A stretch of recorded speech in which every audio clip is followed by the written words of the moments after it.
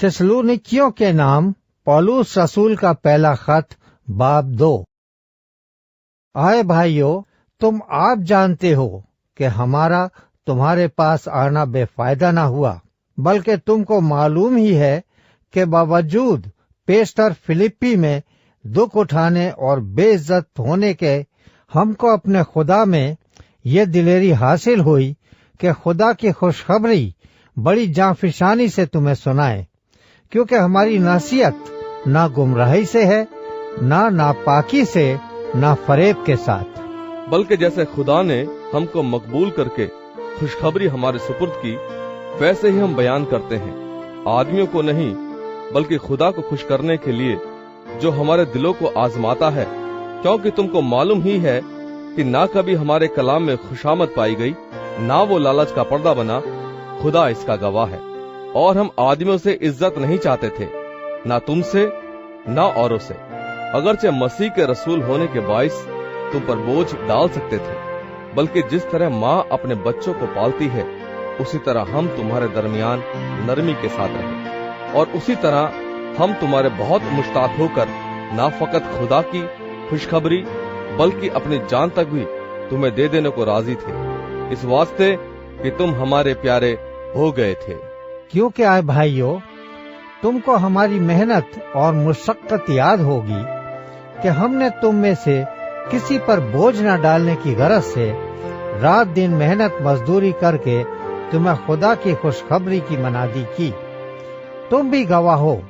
और खुदा भी कि तुम से जो ईमान लाए हो हम कैसी पाकीज़गी और राजबाजी और बेऐबी के साथ पेश आए। चुनांचे तुम जानते हो कि जिस तरह बाप अपने बच्चों के साथ करता है,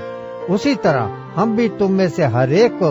नसीहत करते और दिलासा देते और समझाते रहे,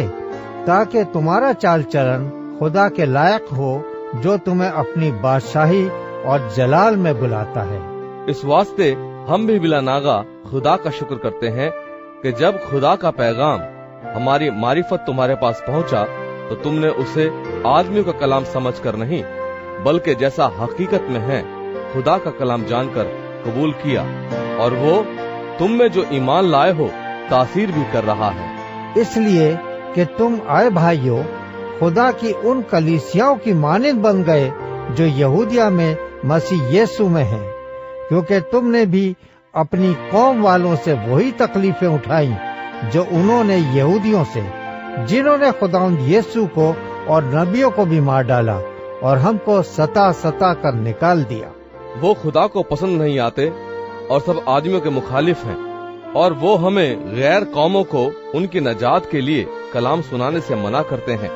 ताकि उनके गुनाहों का पैमाना हमेशा भरता रहे। लेकिन उन पर इंतहा का गजब आ गया। आए भाइयों, जब हम थोड़े अरसे के लिए जाहिर में ना के दिल से तुमसे जुदा हो गए,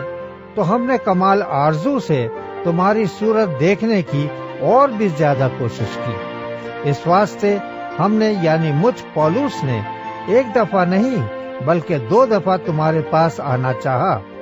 मगर शैतान ने हमें रोके रखा। भला हमारी उम्मीद और खुशी और फख्र का ताज क्या है? क्या वो हमारे खुदावंद यीशु के सामने उसके आने के वक्त तुम ही ना होगे? हमारा जलाल और खुशी तुम ही तो हो।